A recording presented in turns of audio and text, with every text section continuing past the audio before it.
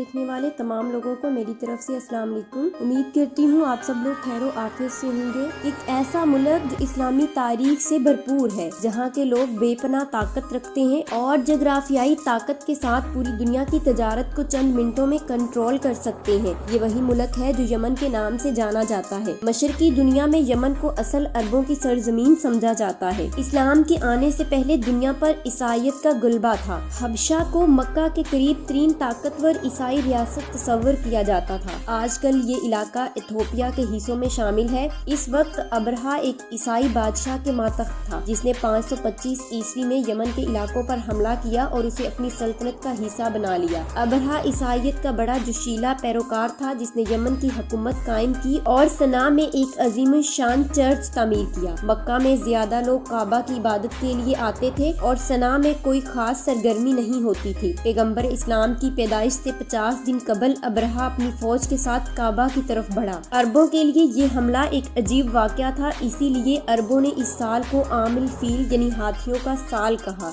जब अबरहा ने काबा पर हमला किया तो अल्लाह पाक ने मक्का के लोगों की मदद की। अल्लाह ताला ने अबाबीलों को भेजा, जिन्होंने अपने पंजों में कनकड़ियां पकड़ रखी थी। अगर कनकड़ियां किसी हाथी या हमलावर को छूती तो इसका जिस्म फट जाता और वो अजियत में अपनी जान दे देता। इस मुल्क में 7000 साल पुरानी जिंदगी के आसार है और ये अरब के दूसरे बड़े मुल्क की हैसियत रखता है। कदीम रूमी इसे अरबिया फेलिक्स या खुशहालुल अरब कहते हैं। इस्लाम की 7वीं सदी में आने के बाद ये मुल्क इस्लामी तालीमात का मरकज बन गया। आज अमेरिका और इंग्लैंड यमन पर जब चाहे हमला करते हैं, जबकि दूसरी तरफ यमन इस्लामी तालीमात का मरकज है और मुसलमान ममालिक के साथ खड़ा है। यमन में खुराक की जंग क्यों जारी है, गौसी बागी कौन है और वो कैसे इतने ताकतवर हैं कि सऊदी अरब और अमेरिका भी यमन पर काबू नहीं पा सके। आज की वीडियो में हम यमन के बारे में मजीद बात करेंगे। हम कुछ दिलचस्प मालूमात शेयर करने वाले हैं, लेकिन इससे पहले कि हम वीडियो में आगे बढ़े, आप तमाम लोगों से दरख्वास्त है कि हमारे चैनल को सब्सक्राइब करें, वीडियो को लाइक करें और ज्यादा से ज्यादा शेयर करें।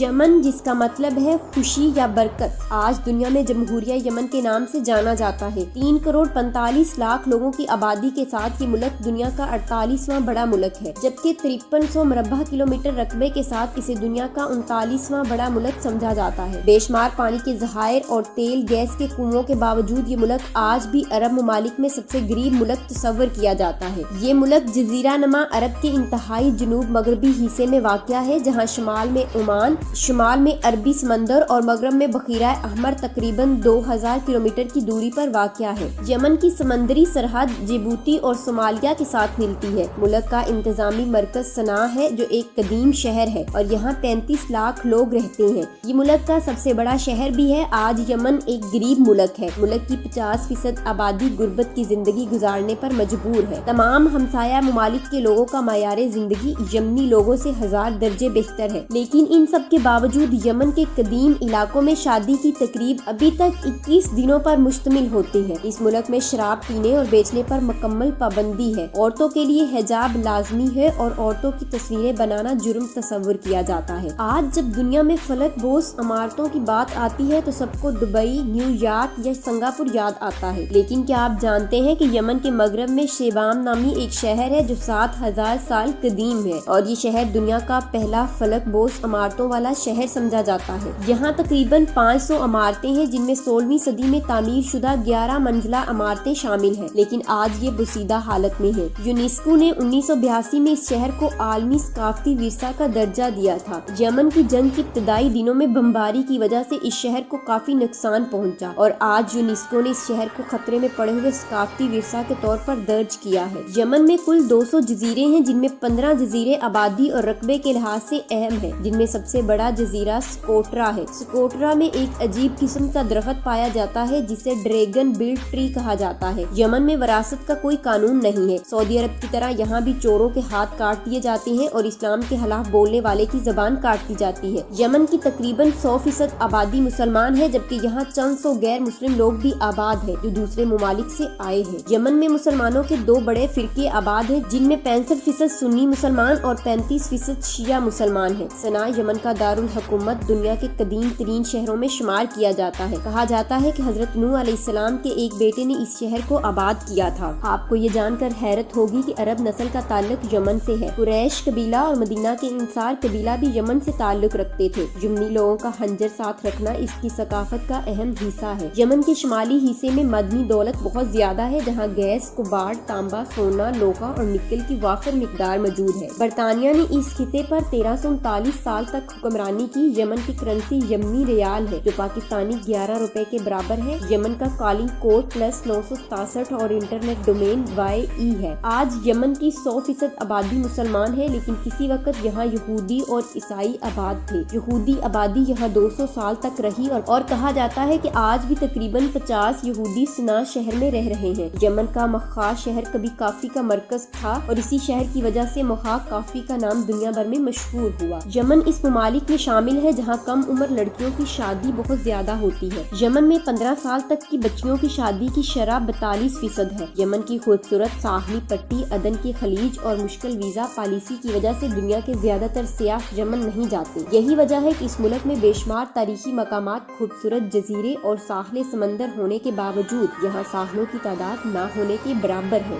यमन की जोग्राफियाई अहमियत बहुत ज्यादा है। अगर यमन चाहे तो वो सिर्फ 15 मिनट में दुनिया की तजारती सप्लाई लाइन को बंद कर सकता है। हजरत सुलेमान अलैहिस्सलाम के दौर में यमन मुल्का सबा के ज़ेरे हुकूमत था, जिसका जिक्र कुरान और तौरात दोनों में मिलता है। 1994 में यमन के लोगों ने जुनूब में अलग मुल्क बनाने की नाकाम कोशिश की, जिसे इस वक्त के सदर अली अब्दुल्ला सालेह ने नाकाम बना दिया था। आज यमन खाना जंगी की हालत में है और यहाँ पर सऊदी अरब और ईरान के दरमियान प्रॉक्सी जंग जारी है। यमन में अमेरिका और सऊदी अरब की फजाई हमले जारी हैं, लेकिन यहाँ पर मौजूद हौसी बागी आज भी मजबूती से खड़े हैं। ये थी हमारी यमन पर छोटी सी डॉक्यूमेंट्री। उम्मीद करती हूँ कि आज की वीडियो में आपको बहुत कुछ नया सीखने को मिला होगा। अगर वीडियो पसंद आई है तो इसे लाइक करें और शेयर करें और हमारे चैनल को सब्सक्राइब करें। तो मिलते हैं अगली और बेहतरीन वीडियो के साथ। तब तक के लिए अल्लाह हाफिज।